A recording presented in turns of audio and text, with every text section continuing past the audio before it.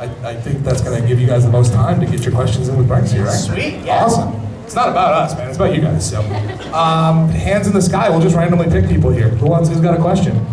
I saw you. Oh, that's wonderful. Far side. There you go.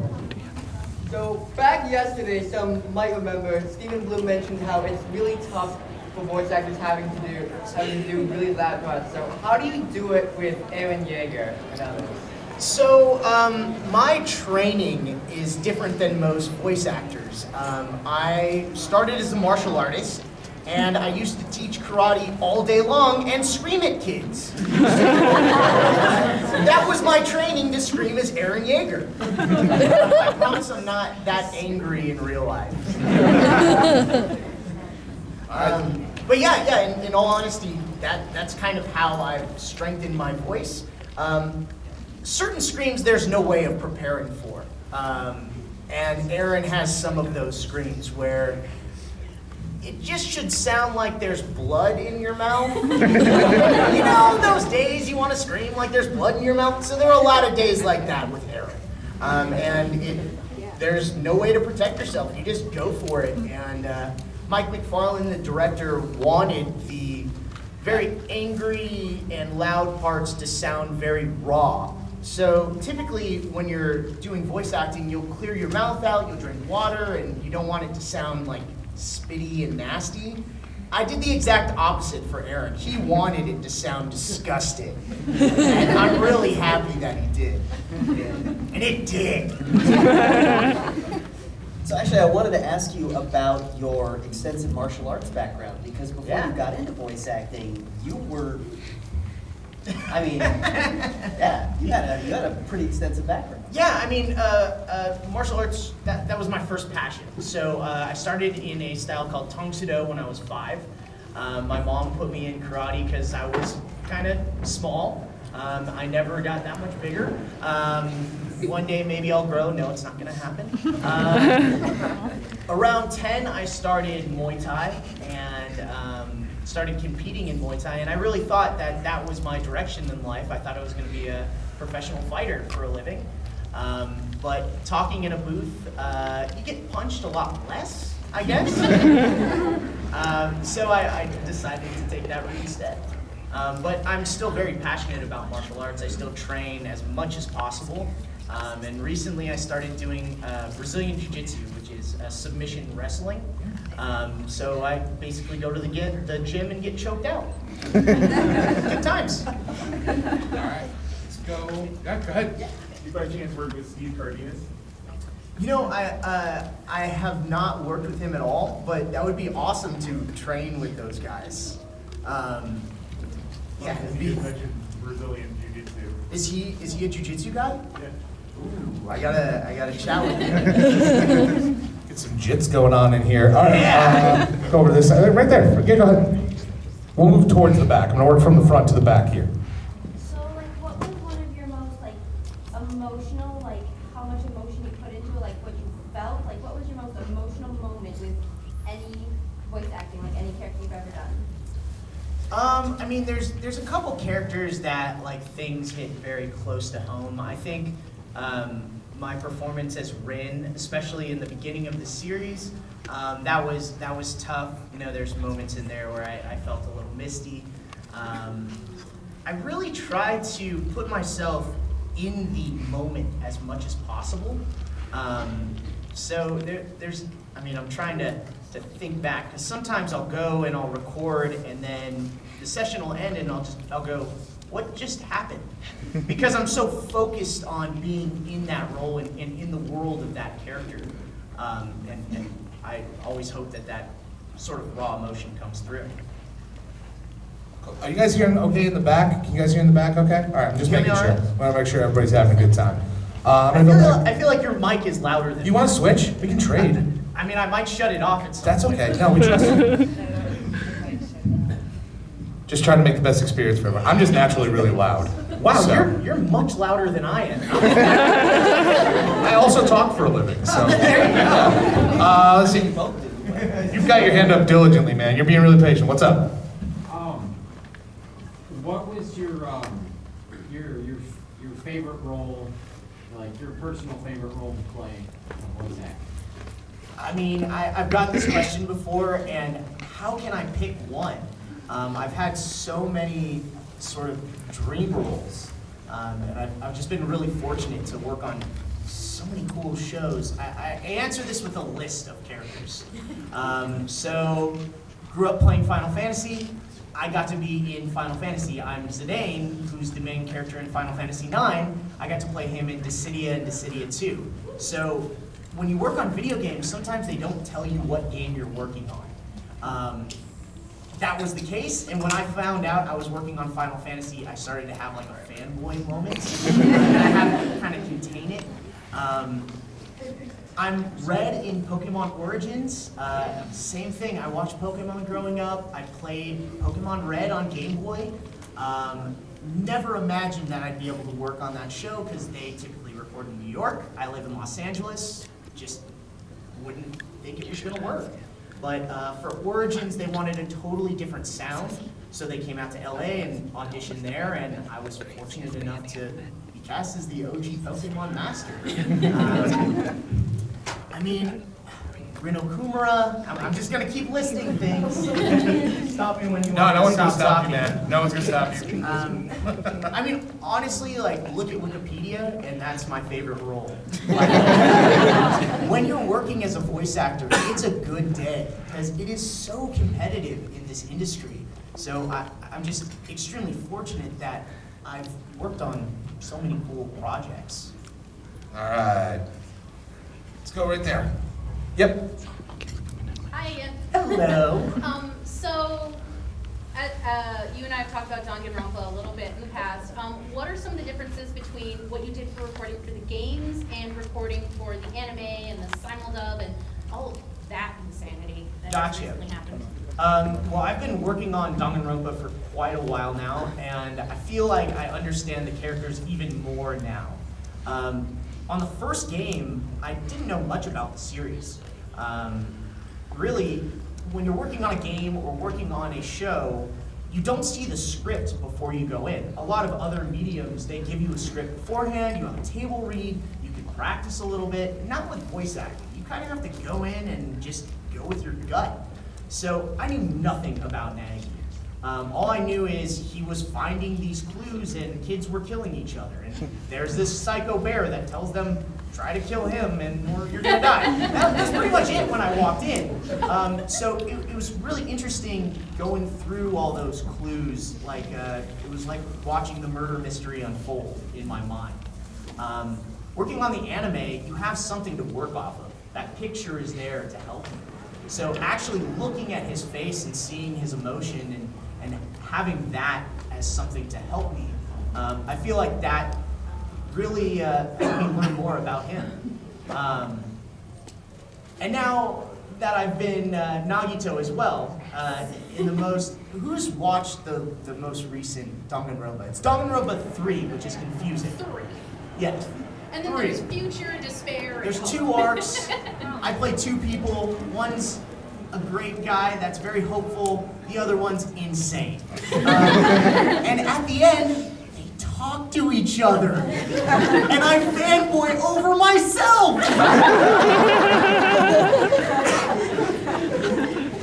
It's amazing. It was the best thing. So I just recorded that scene, actually, and I hope they release the bloopers, because I left myself a little button and then I replied to it.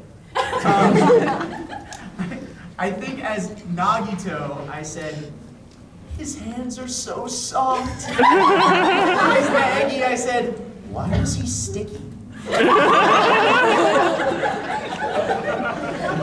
All right, guys. This is on the other side of the room over here. Let's go far side, green sleeve. That's all I saw. Yeah.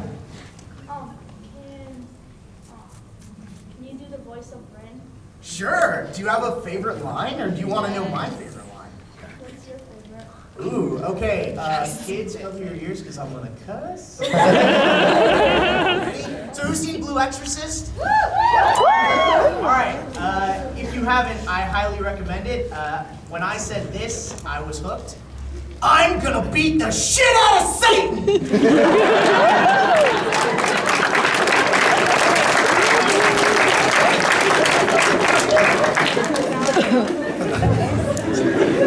All right, guys, let's see those hands in the sky. I'm fanboying a little bit. All right, let's go. One of the yellow shirts in the middle here. You guys decide. Eeny, meeny, miny, whichever. Pikachu battle. What got you into doing like anime character voices? Well, I was kind of born into the industry. My dad was a voice actor. He was working on Power Rangers. He was Rito Revolto, the skeleton dude on Power Rangers. And I guess this is kind of how I got into the industry. I was watching him work one day, and at the end of his session, the director's like, "We need a kid's voice." And my dad's like, "He's a kid, throw him in the booth." So that's how I became a voice actor. And he happened to work on a lot of anime. He was a fantastic actor and hilarious. So he did a lot of work, and I just happened to be around as he was doing that and kind of grew up around the industry. My first lead was a show called Dot Hack Sign Legend of the Twilight Bracelet. Woo! Anyone seen that? It's way back in the day. Nice. I was...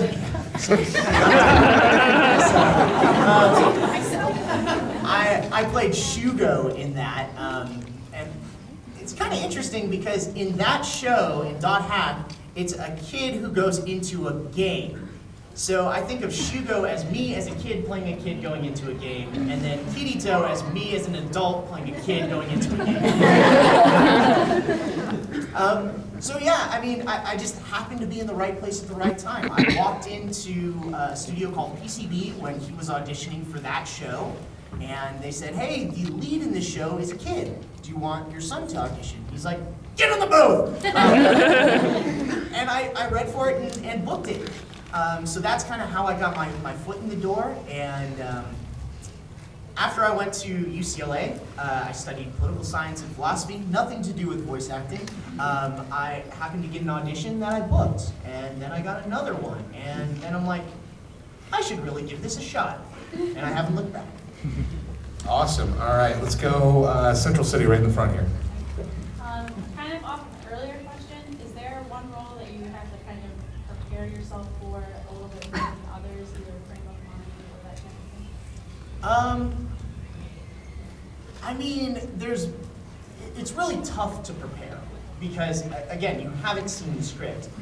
There's been characters that I had been cast as, I had no idea who they were or what they were about, and I was very confused when I walked in the booth. So one of those characters was Henry from Fire Emblem Awakening. So Henry is insane. And all I knew about him was he was this cheerful guy holding a crow. There's just a picture of him holding a crow, looking happy. And the first line in the script was, "Yay, blood." I was like, all right. The director that day was Patrick Seitz. Does anyone know Patrick Seitz? Yeah, gotta love Patrick. He's awesome. So he's like, hey, let's come up with a voice. He's much deeper than that. And I'm like, all right, yay, blood. And he goes, he's more excited than that. Yay, blood.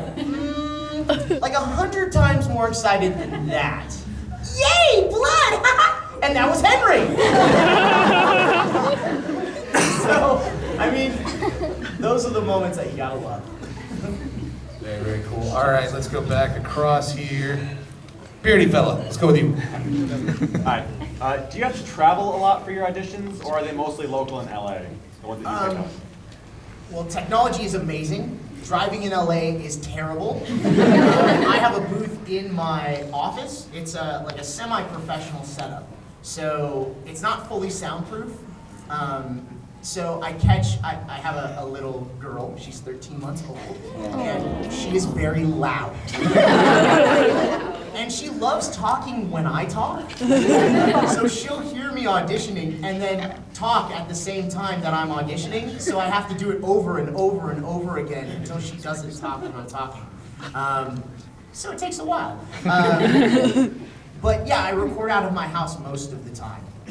There's definitely cases where I'll go into my agent's office. They have things for radio spots and TV spots called group records. where you play off each other and recreate what the commercial is going to be. So they have auditions like that where you record as a group. And then sometimes you still go into the studios, they give you sides, you go in and you're able to talk to a casting director and get a little feedback and audition in person. But most of my auditions are in my own studio. Greg, you pick one. I'm doing all the picking. You pick one. You right there with the gray sweater. How do you take care of your voice with all the acting you do? And the question was, how do you take care of your voice? Huh. I mean, sometimes you can't. Just over the years, I've learned where my threshold of screaming is at, and I've conditioned it kind of high. But sometimes there's nothing you can do. I mean, I talked about Aaron Yeager earlier. Another example of screaming beyond saving my voice is when I worked on Call of Duty Ghosts. They rank how loud you're supposed to be. So, like, it's a 1 to 4 scale. 1, there's battle going on somewhere miles away, and 4, there's a mortar exploding right next to you, and you have to scream over that. So all my lines were 3s and 4s. So I walked out of that session like, oh, thank you guys, I'm so happy I'm part of Call of Duty now. Yeah, there's nothing you can do in those cases. All right, let's go. Keep them up. Let's go. Greg, you're still in charge. We're gonna go mask in the back. How much did you laugh while voicing Cat Noir? How much did I laugh while voicing Cat? Every cheesy cat pun, I would laugh. About every line. It was a really fun recording process on that show. I really enjoyed working on it, and it's so much, it reminds me so much of Sailor Moon. Like, every episode there's a new bad guy, they release the Akuma to make him evil, and then the heroes have to come in and save the day. So it's really cool working on it, and the animation is beautiful. So I'm excited that there's more coming. Let's go. Yeah, you guys just fire them right back up when the answer's in. You right there in the back, green sleeve. How many times have you cried in the booth? Like full on cried, or just like got kind of misty? Both. I mean, I try to stay as professional as possible, even when I'm in the booth talking like a girl. I still try to maintain some level of professionalism. So if I feel like a cry coming on, I'll make something up like I have to use the restroom, and I'll get out of the situation and kind of push it back down, push it away. But there's definitely times when there's nothing you can do but feel that emotion. I mean, you're trying to deliver a performance that's authentic, and even though it's animation, you want it to be real. So, I mean, I haven't kept count, but quite a few times.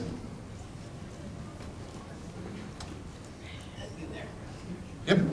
So, when you were doing the voice for Kirito for season 2, Yes. with the Gun Gale stuff, how did you go about trying to make yourself sound more feminine when he was trying to like trick Sinon and all of the guys and stuff? So, I have actual life experience of tricking people into thinking I'm a girl. Go on. In middle school, I used to prank call girls in my class as their female friends. And get away with it. So, I've always wanted to be a girl in that way. And funny story about me playing a girl. The director of that show and a lot of other great shows is named Alex Von David. And I was working on another show the same time that he was directing Monica Magica. Who's seen that show? Woo! Woo! Okay, it's a magical girl show, but it's really dark. So I'm like, oh, what are you working on? He's like, Monica Magica. It's this, magical girl show. And I'm like, oh, I want to be a magical girl. And he looked at the producer and went,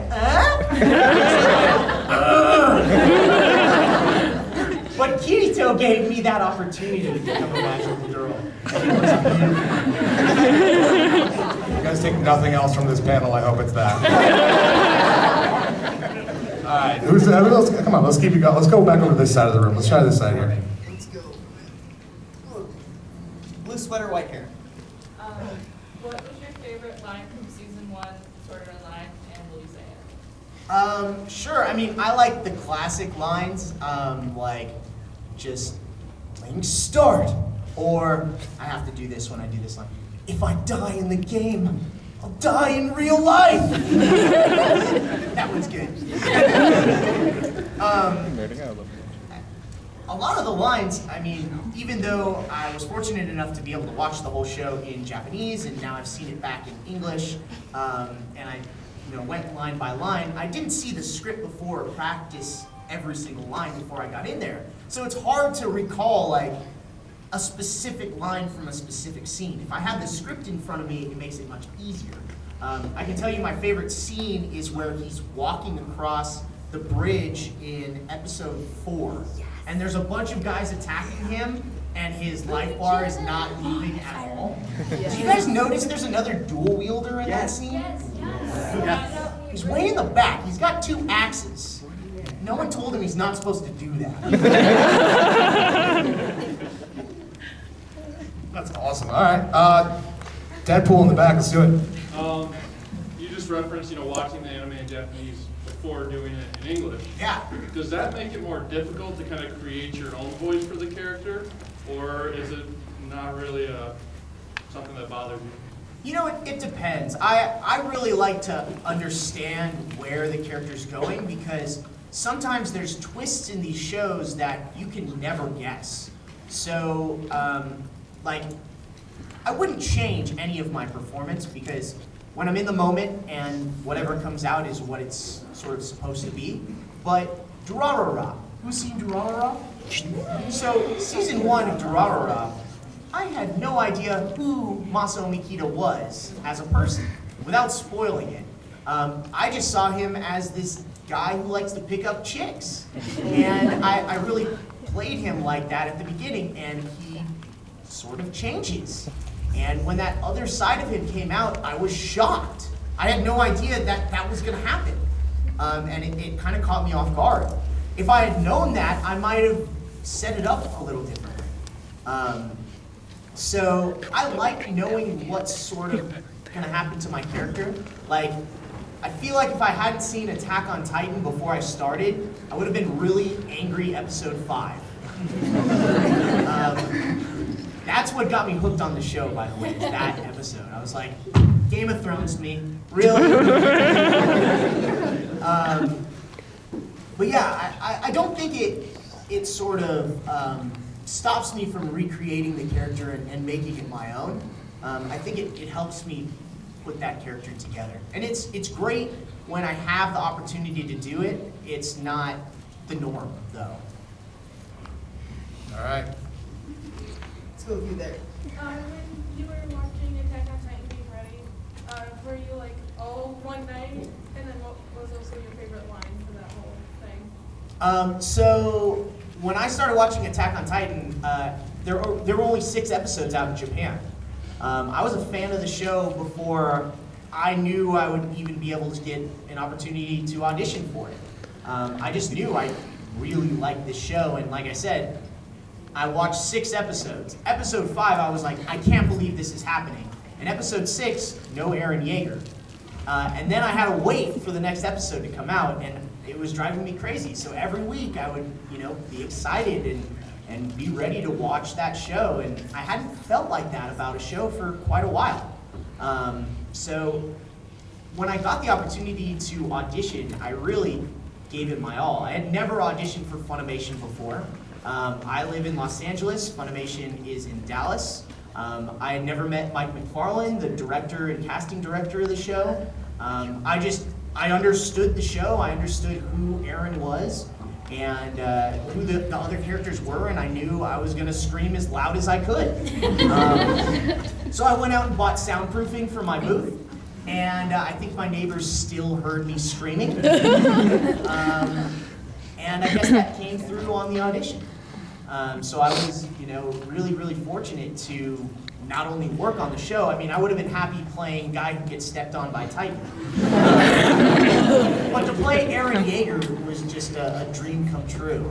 And my favorite line. So, has anyone not seen Attack on Titan? Oh man. Sorry guys, I'm gonna spoil something for you. You might not want to listen. Cover your ears. Oh, actually, I'll do it the best I can without spoiling. So, Eren goes through a change of some kind. There's this little strange creature that looks like a baby and he punts him. And there's this other thing on the ground and he's stepping on his head and neck. And he goes, get up, let me kill you again, and again, and again! That was cool. Oh, that was really well done. You didn't spoil anything. That was good. All right, guys. Ears. Well, in the anime communities, there's probably one of the biggest disputes, and that is dubs versus subs. Sure. What's your opinion?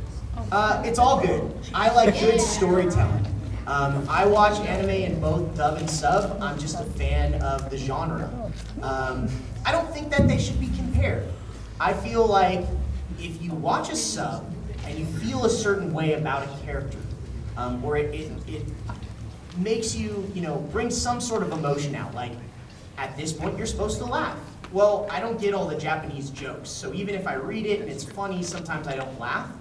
But if it's done right in English, and the same joke is told to an English audience, and you laugh, then it's successful. If you feel that same emotion, then the people who are adapting the show have done their job. But it's very difficult to compare them because they're so different. They're not supposed to be identical, and I really like when the English dub is adapted for an English audience. The jokes are written a different way, the emotions are portrayed a different way, and they give you a little more freedom to make those characters your own. That's when I feel like it comes across best. So, for example, I really love Sword Art Online. When I started watching it, another show I got to watch in Japanese in Marathon. I watched all through the Aincrad arc, and I fell in love with the show. And then when I was watching the Fairy arc, I was like, I don't know. I enjoy it, but I don't really understand what's happening here. And then when we worked on it in English, the script adaptation was so perfect that everything came together, and I fell in love with that arc. Every little joke was great. All the little moments between him and his sister or cousin were fantastic, and I understood why everything was happening. And I didn't get that when I watched it in Japanese, because I don't speak Japanese. So there's sometimes when, if you watch it in English and the crew really does their homework and truly understands the story, that it makes it so much better for an English audience. So watch them both. Appreciate them both, love them both. You don't have to hate on either one. All right, you picking still. All right, there we go. How do you feel about having more than one gene in this room? More than one. Oh, Jean? Is there another horse in the room?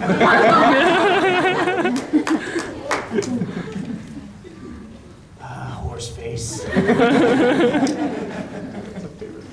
All right, guys. This is another John over here. Sorry. What did I do to you, Bryce Papenbrook?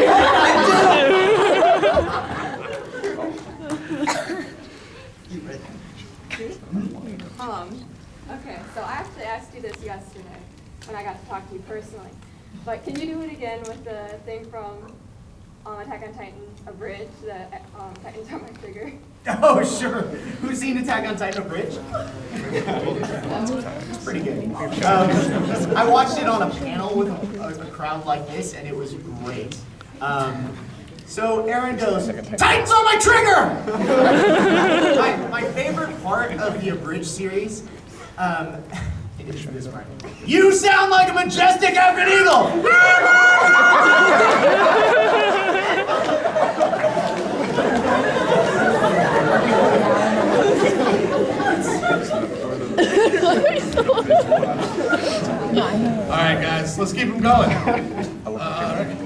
Dead center. Can you do your junior high presidential election speech? Ooh, if I memorized it, I would do it. But honestly, first time I saw the script, you go in and you go line by line. So, because you have to hit sync when you're working on anime also, because you don't want it to look like Godzilla. So it's not a fast process. Sometimes you can get lines on your first try, sometimes it takes 40 tries. So I've been so many different people, that speech is somewhere out in the atmosphere. If you had it or you could find it somehow, I'm happy to perform it. If you look it up on your phone, you find it before the end of the panel, I'm happy to do that. There we go. All right, let's go far side. Yep. Yeah, you. Oh, yeah. Okay. So in terms of Adrian, what was the audition process like for him? Pretty grueling. I read for Adrian 4 times. So I auditioned once, and I think the project was moved to another location. So they re-auditioned everyone. I'm like, I've already read for this and didn't get cast. Okay, I'll try it again. So I read for it again. Then they said, we'd like you to make this adjustment. And I don't remember exactly what the adjustment was. So I sent them a 3rd audition. Then they said, we think we like you, but we're not quite sure. Come in and meet us and then do this again, and we'll watch you do this, and we'll make sure that we think you're the right guy. And that's usually a good sign. So I went in and I auditioned a 4th time, and they chose me. Any audition for shows like that is extremely competitive. So, you might start against, just to get the audition, you're lucky. And then it's 100 people, and they narrow it down to 20. And they narrow it down to 3. And then 3 people go in and audition, and they just pick one. So I made it through all of that and was fortunate enough to be cast as Adrian. So, like I said, I feel very fortunate to play all of my roles, because it's crazy winning the lotto to get roles like that. All right, let's see who's still. There we go. So I just finished watching Danganronpa, and I was wondering, because I already told you this, can you do your best Monokuma impression and your best Fukawa impression? Whew, okay, Monokuma, so now I get to play, I'm already 2 characters, now I get to play other characters. Okay, so you want Greg Ayers' version of Monokuma? I mean, do you have a line of Monokuma's? No. I mean, he does like this weird, like, hello, kiddos! Something weird like that. And then, the other character you wanted? Fukawa. The girl with the tongue and the scissors. Genocider show. How am I gonna pull off Fukawa? that one's just so far away from anything I can do. Version of Rin. What? It's like a messed up version of Rin. Of Rin Okumura? Yeah, it's a very messed up. Do you know a Fukawa line? Oh god, there's so many. I'd have to like listen and then try to voice match for that one. Just because that voice isn't like super clear in my mind. So I'd just be guessing. You try to do the laugh? Of Fukawa? Yeah. I don't remember exactly what that laugh sounded like. If you pull up a clip, I can listen. Pull up a clip. All right. Let's keep going. We'll go over this side of the room. Let's go over this way. Yeah. Yeah, there. Yeah. Yep, or towards. Okay, this is really, really important to me, but could you say in your Aaron Yeager voice, Levi, will you marry me? Do it. Yes, I will. But I'm going to tell a story first. Another similar request. So I was at a con in Australia, and this girl comes up and very quietly, she said something very similar. Could you say a line to me as Aaron Yeager? I'm like, yeah, sure. What do you want me to say? And she's like, it's to Levi? I'm like, oh, okay. And she's like, could you say Levi looks dead sexy in a miniskirt? How did I say that in combine it with yours. Levi, will you marry me? Ready? Levi looks dead sexy in a mini skirt. So Levi, will you marry me?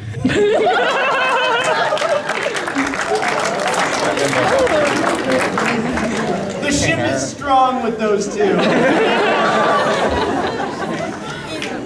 Oh my goodness. All right, let's see who have we gotten to yet. 3 more. What is the single weirdest thing you've ever had to say as a voice actor? It's a lot of weird things. I don't know. It's actually, Levi, will you marry me? It's kind of hard to throw me off. I say a lot of weird things. Wow, I don't know. I mean, this was kind of strange. I worked on Digimon, and I played these little, like, knights, and they all sound the same, and they have this kind of weird, like, ah! You do, like, 8 of them, so you go, ah! Ah! Ah! And they play it all together, and it's like, ah! It's kind of weird. All right, guys, let's see. Let's go back to the middle, Greg. Pick someone in the middle here. You with the camera. Yes, I got 2 real quick things. The first one is, are you able to tell a story about the most crazy fan moment you had? I mean, I haven't had crazy fan moments. It's hard to throw me off. Usually, I'm kind of fanning out as much as everyone else, so it's hard to kind of throw me off. I did have someone full-on pass out while getting an autograph. That was backwards, and like I like looked down as I was signing something, and then I heard like, and it was her feet hitting under the table. That was interesting. It's all right. Okay. You got a second part to your question? Yes, and the second part is in Rinal Kumra's voice. On the episode where he's really mad at Yukio because he thinks Yukio ate all the food. Can you say four-eyed mole face? Yes. Yes.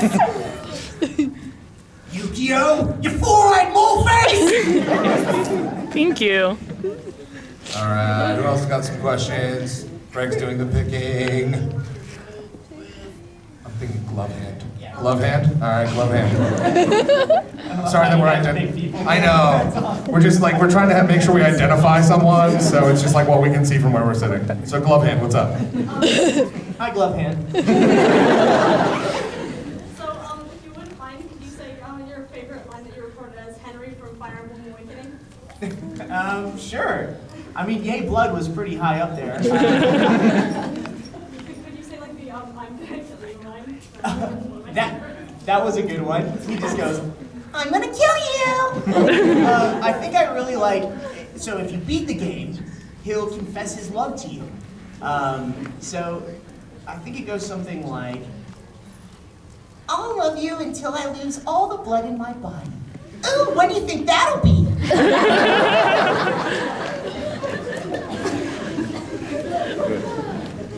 Henry, you're insane. Red hair. Mine's kind of off a little bit. What does it make you feel when you see all of these people come to like conventions dressed up as characters that you did? Incredible. Never in my wildest dreams did I think that I'd be able to do these kind of things. It's so cool. It's really hard to describe. I mean, when I work, I'm in a booth by myself. There's another team of people behind soundproof glass.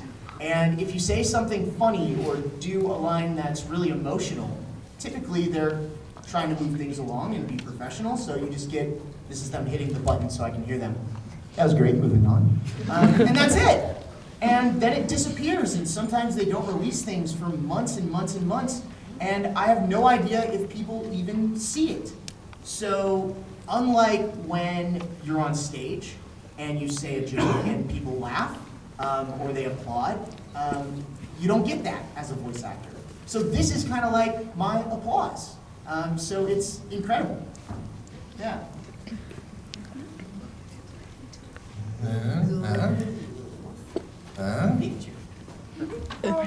I was wondering if you watch like anime normally, like if you watch anime at like your house or watch different shows. Like not for work, right? Yeah. Is that, okay. Yeah, I mean, I grew up watching anime, so my first sort of favorite show is Dragon Ball Z. Yes! I would watch that show and then go to karate and try to go Super Saiyan. And then I mentioned I watched Pokemon. That was always on before school. And nowadays, I do try to check out as much anime as I can. It's always amazing when I'm either auditioning for a part or I book something, because then I really have an excuse to watch it. So if my wife catches me, she's like, what are you doing? I'm working something. Back to anime. All right, guys. Let's see. Greg, where are you going? Going over that side? Where are we going? Yeah. This isn't that hard, Greg. Okay, so what do you think would be the funniest moment you've had doing your scenes? What do you think would be the funniest scene you've had?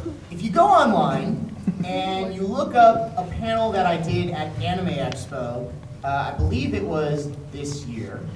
It was a Sword Art Online panel, and they released the bloopers from SAO 2. 80% of the bloopers were mine. Because that entire process was so much fun. If you do go and watch those bloopers, I apologize in advance. I've said some terrible, terrible things that I never thought would get out, and they are disgusting. You probably should not look them up. They're really bad.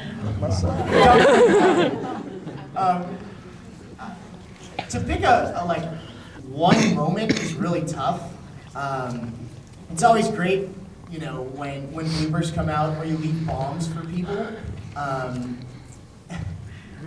I've left some good ones. There's this one moment in the show called A Lull in the Sea, or A Lull in the Sea. Thank you. I play. Kaname. Thank you. So information for booking. I'll just go with you. Appreciate that. Maybe you can help me out. So Sarah Williams plays this other character named. Gotcha. So at the end, they kind of have this very intimate scene, and he starts talking very quietly to her and opening up to her, and then I let out the biggest F-bomb possible. And I really hope they played that for her. So those are moments that are just amazing. All right. Your hand was right up, TR. Me? Yep. I'm a little nervous, so I'm sorry if I make a mistake. But All good. in Danganronpa 2, on one of the trials, Komaeda, he let out this the most insane sounding laugh. How was that to record? I felt like I was the Joker. I mean, that's when he really lets his crazy out. It turned out so perfect. It's like this sort of hazy kind of sound at the beginning of it, and then it just is full on insanity laugh, like a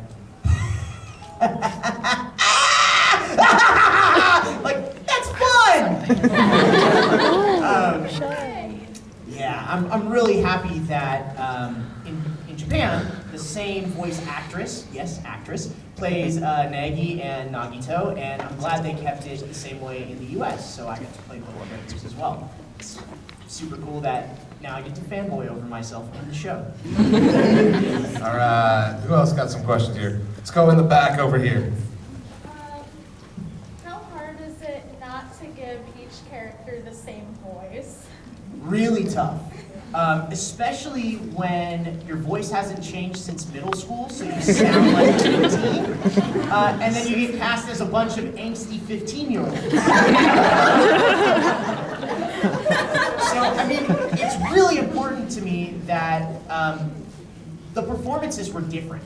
I didn't want Rin to sound like Kirito, and Kirito to sound like, or Eren to sound like Kirito, because that's how it kind of went. Rin, Sword Art, Kirito, and then Attack on Titan. And for Blue Exorcist and Sword Art Online, I recorded as Rin, and then we finished the show, and we started Sword Art right after. So I was still kind of in Rin mode, and it was Alex Von David, the same director, and the comment I got back the most was, Rin, get out of the booth. No, Rin, no. So it's really difficult. It's really difficult sometimes. And there's also this sort of interesting quality to my voice that I really try to disguise, and it's tough to disguise it.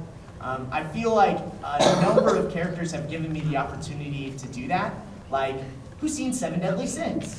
Awesome. So I play Meliodas, but I also play Lovehelm, who's this little referee who's basically the most annoying character in the show.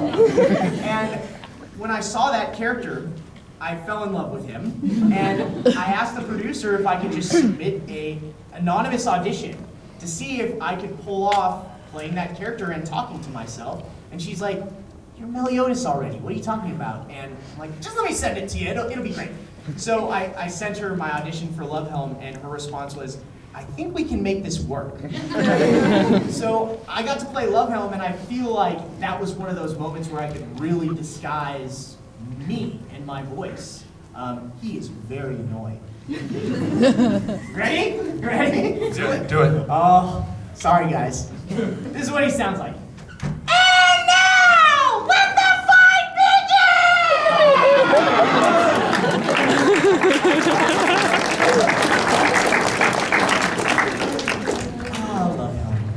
All right, here we go. Who's got some? All right, right there. Diagonal. Yep. Alright, are you excited for season 2 of Blue Exorcist? And So excited.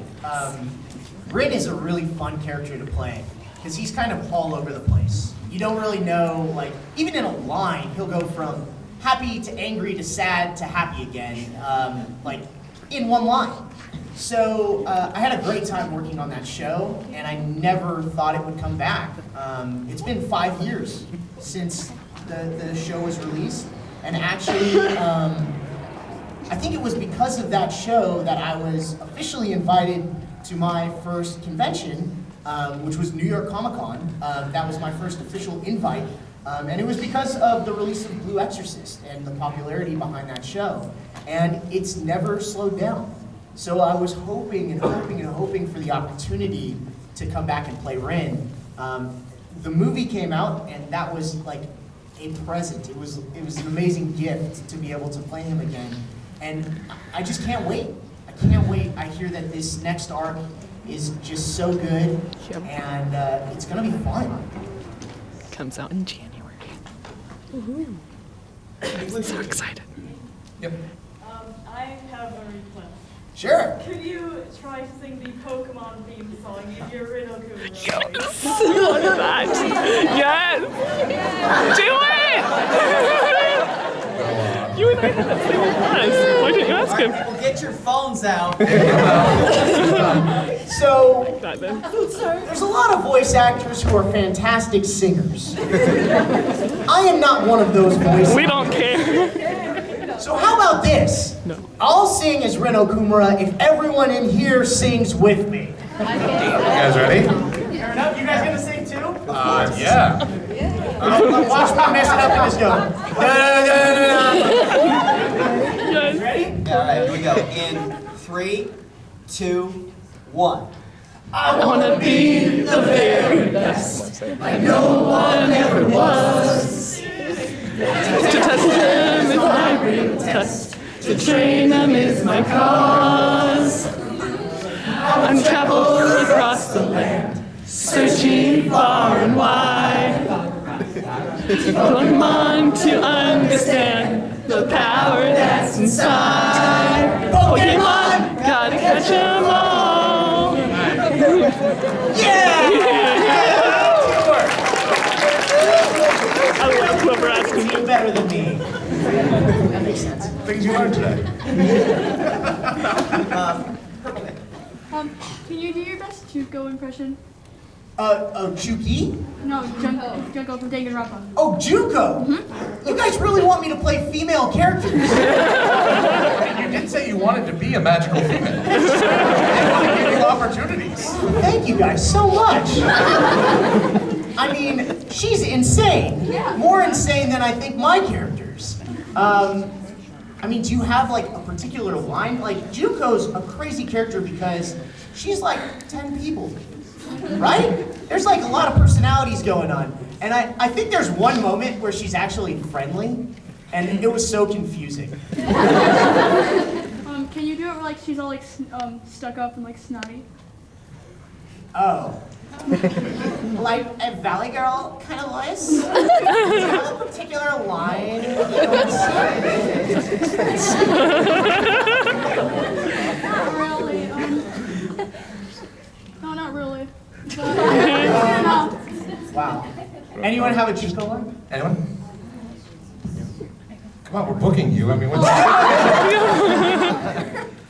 There was, my favorite Junko line is the one where she says, "Oh, Naegi, you're so naively stupid. This is why I love you."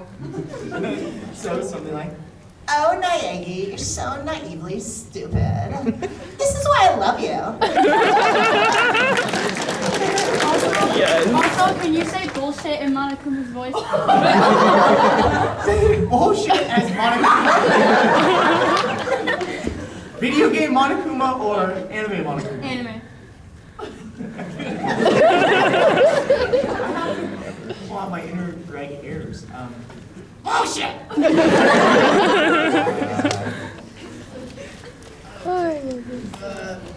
You there with the mic. Yeah, you. Yep. Did you know anything about the Persona series before your role as Theodore in Persona Q?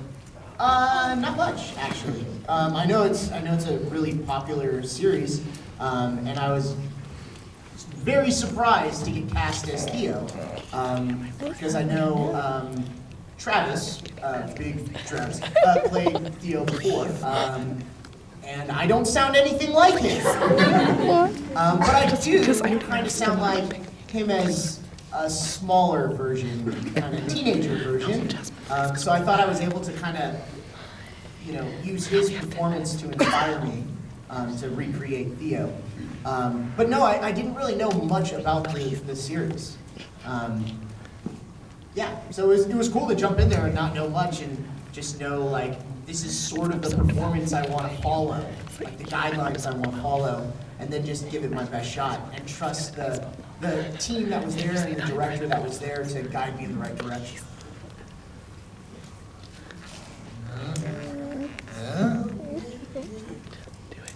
Green hair. Okay. Could we get a plaid claws out? Sure! Plaid, claws out! Alright. Can I transform? Fingerless gloves. Perfect. Okay. So at the end of SAO, in that scene where you're going back and forth with Todd Habercorn. Habercorn? Yeah. How did it feel going back and forth with such a controversial character? So are you talking about still in the game or when he pees his pants? Still in the game. He pees his pants, right? Yeah. What? What? So, see, this is why it's so much fun to watch anime on a big screen, because you can really see all the little details. There's this one moment outside the game where they're fighting in the snow, and he kind of puts a knife on him, and then Kirito reverses it and holds it up to his throat, and he pees his pants. And you see steam come up from the snow. It's awesome. I love the little details. That character, you hate him the second you see him. Well, it's hard for me to hate him because I love Todd Habercorn. Well, you don't like Todd Habercorn. Everyone loves Todd. But Todd does a fantastic job being someone that you can hate. It's the way that character is, and I think Todd was cast very well and pulled it off extremely well, because, like, it's so quick that you hate him. Like, the moment he says one word, it's like, I hate this guy. I know he's gonna be the bad guy. I hate this guy.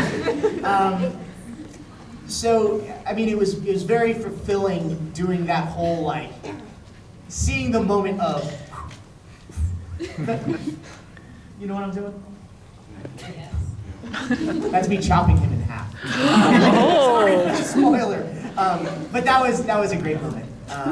But that scene was extremely emotional and crazy to play, and I don't know. I mean, it's hard to think back into that particular moment. Yeah. If there was a show or franchise you really All of them. I try not to set my heart on playing a particular role because chances are I'm not going to play that role or even work on that franchise because of how competitive things are. It's very typical that you don't get to work on the shows you want. I've been extremely lucky. I got to play characters that I wanted to play. But there's a number of shows out there I'd love to be a part of. But I don't set my heart on them. You know, I don't want to fall in love with a character and then get my heart broken. Did you find your speech? Is that why your hand is up? Okay. Okay. Oh, so the moment where all the cannons are facing him, or is that, no, that's in the court scene. You guys just want me to scream too. Yes, he figured this out. They put an echo on it, so I don't know if this room will echo like that one did. But he goes, "Cowards! Shut up and put your faith in me!" Voice cracking. Yay! I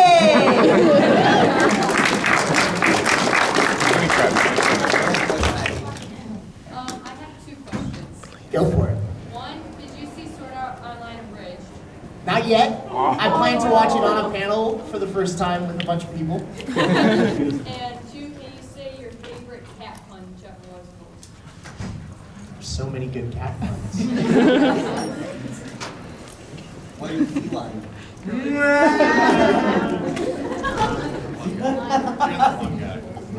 Do you have cat puns? Ready to go? Cat puns. Go ahead. I want to hear the perfect one. Your turn. Anyone else want to help me out?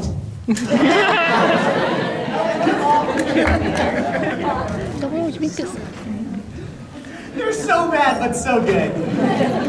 Anyone else have a good cat pun? Love it. Cat to be, can't be right meow. Classic. Nice. Anyone else cat puns? Apparently we're doing cat puns now. This turned into the cat pun panel. This got out of hand quickly. I'm all right with it. You have a cat pun in the back? Is that another question? No, cat pun. Cat pun, good. Where do cats go when they die? Purgatory. Cat jokes are also acceptable. Do we have any questions? Any questions? Let's go. Wait, you're right there? Right there. All right. Yeah. I'm very curious. I know I got to meet you yesterday, and you did mention Bravely Second and Bravely Default. Yes. What is your favorite line as Tiz art?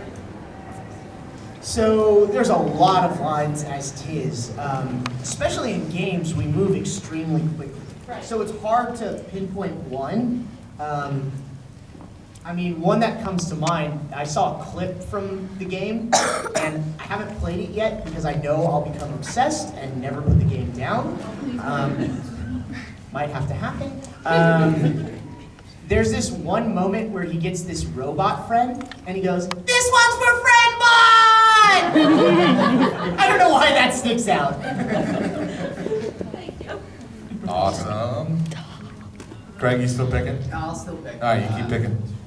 You're doing good so far. Right there, yeah. Blue hair.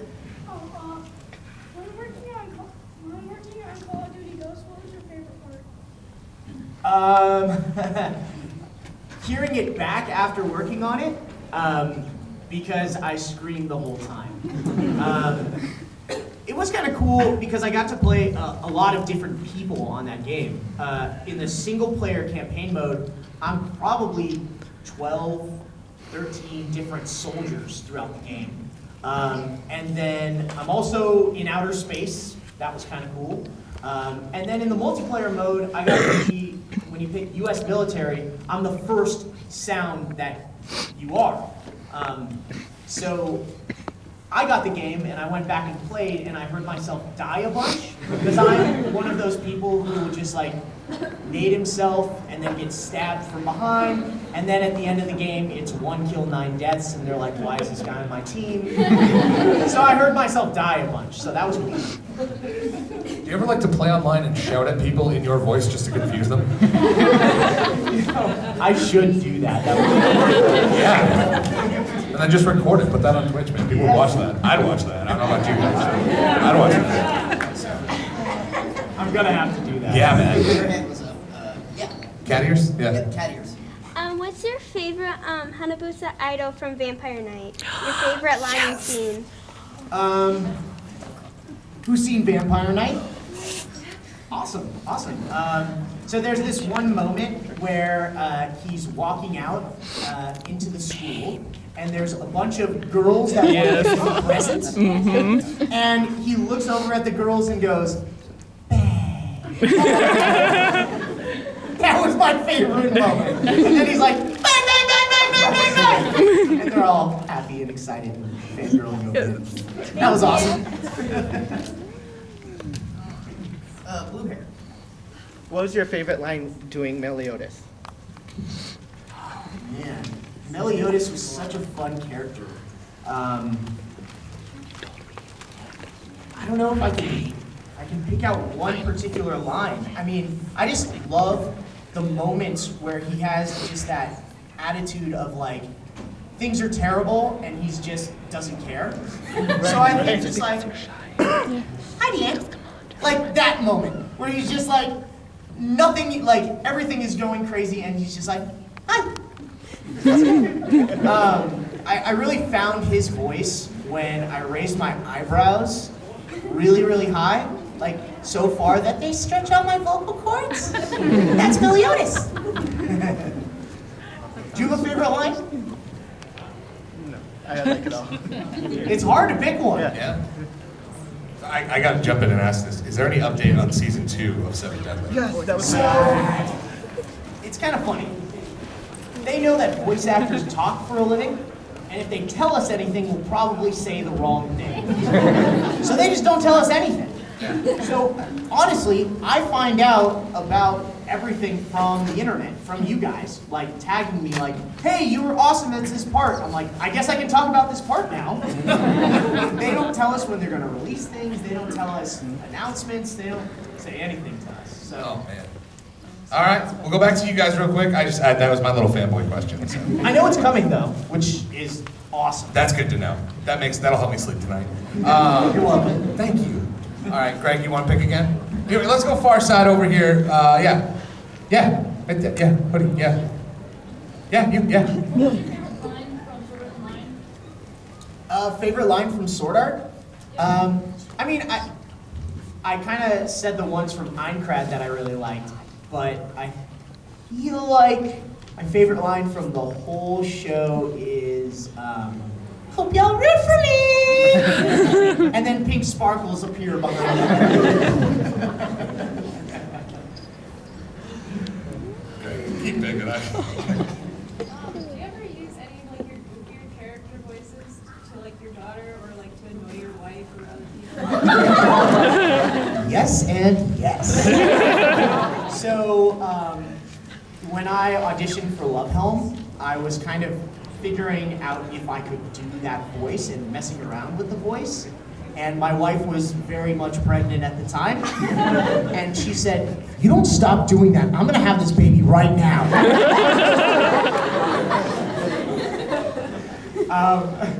My daughter is really funny. I try to do like monster voices at her, and she'll do them back to me. So I got her going, I'll go, bah, bah, bah, bah, bah, and then she'll go, bah, bah, bah. Awesome.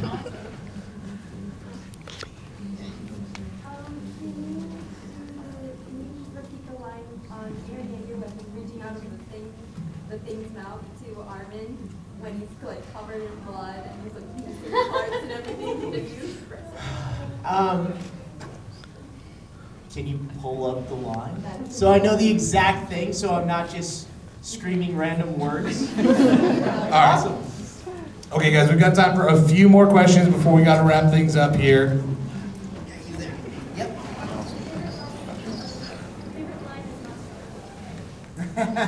There's a lot. Who's seen Durarara? Awesome. Okay, so Maso Mikita, live by the booby, die by the booby. That's a good day at work. To be at work and say that. Also, there's this one moment when he's walking by Henri, and the translation had it saying something along the lines of, Henri is bootylicious. But she's not. She's boobylicious.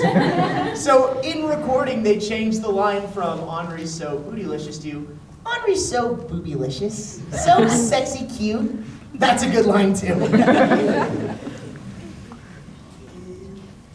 I figure we'll go back to you since you're going to be working here soon. So let's get your practice in. Okay, so I know you said that there was some stuff that you can't talk about, but is there anything that just recently came out or that you can talk about that you have been a part of? Yeah, actually something I'm really excited about. Have you guys heard of this mobile game called Mobius Final Fantasy? I play Wall, the Warrior of Light, the character that you're playing as. And I had been working on that game for a year, and I'm still working on that game. So download it when you're on Wi-Fi, because it is a beast. It looks, I've never seen a mobile game that looks like this or sounds like this before. I'm super proud to be part of that franchise. And it's a voice that I've never used before. I put my man voice on. So yeah, so check that out. Wow, stuff I can talk about. Oh, a game just came out called Exist Archive for PS4 and Vita, I believe. And my character is named Konate. And the artwork on that game is really beautiful. I highly recommend that one. Awesome JRPG. What else can I talk about? It's so tough. You sign these things called NDAs, and it basically means don't tell anyone about this or we'll sue you. So that's the pressure of not saying the wrong thing. I'll tell you this, there are a couple other projects that I'm working on. They just haven't been announced yet, and you'll probably know before I do. So let me know when they announce this next thing. Yeah, exactly. That's how I find out. Right. Get at core. All right, cool. Couple more questions, you guys. Right in the middle here. I actually have two questions. The first one is, what's it like dubbing Japanese versus dubbing French, like for Miraculous? And is voice acting your full-time job? Difference between Japanese and French is just a little bit of the flap is different. Like, they animate the characters a little differently. Like, the anime style has one particular sort of speech pattern, and then the French style has another sort of speech pattern. So we found that when we were dubbing Miraculous, there were certain lines that it would start kind of slow and then speed up really fast at the end, and you have to kind of adjust the reed to make that sound natural to hit all those flaps. So it's just, you know, speech pattern differences.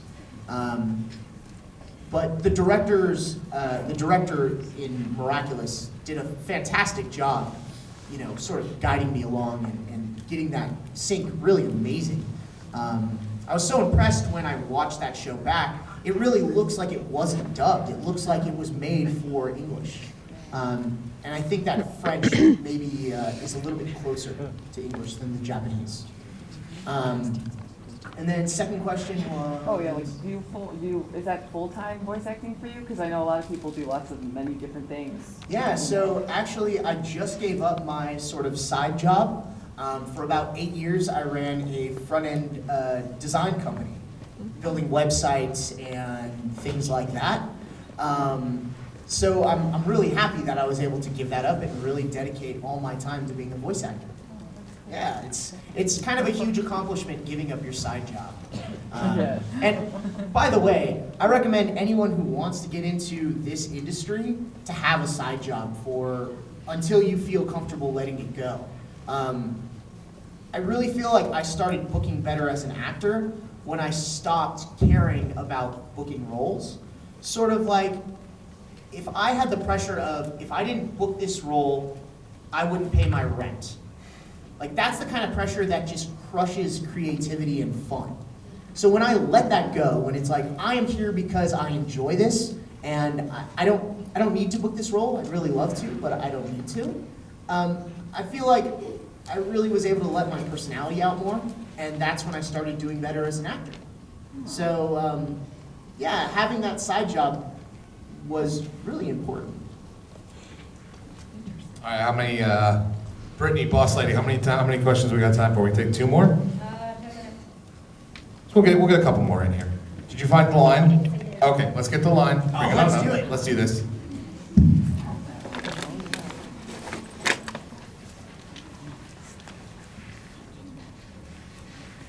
Is Armin in this, or it's just, oh, there is, I'll do Armin.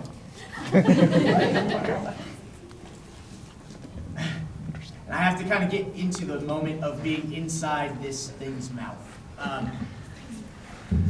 It's kind of out of nowhere. Here we go. I refuse to die like this! Understand? Armin, listen. We're still going to the outside world. The things you told me about. I have to see them! I have to! Aaron,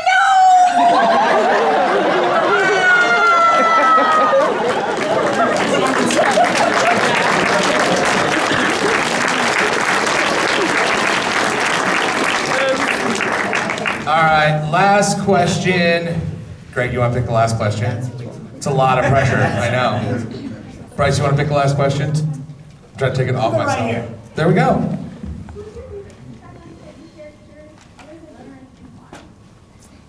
So, favorite Attack on Titan character other than Aaron, and why? I really like Levi. Not in that way, guys. Come on.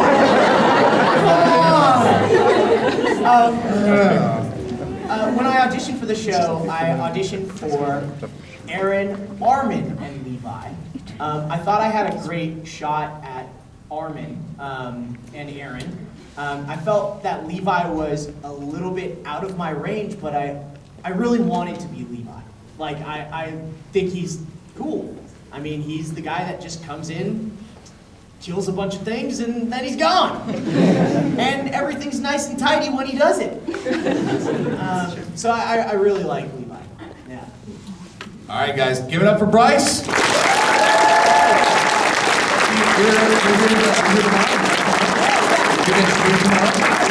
right, you guys, make sure you go see Bryce at his booth tomorrow. Say hi. All right. Be super nice. Thanks, you guys, for attending the panel. I'm Drew. This is Greg. Really important nerds. You guys have a great time. Thanks so much, guys. Have fun.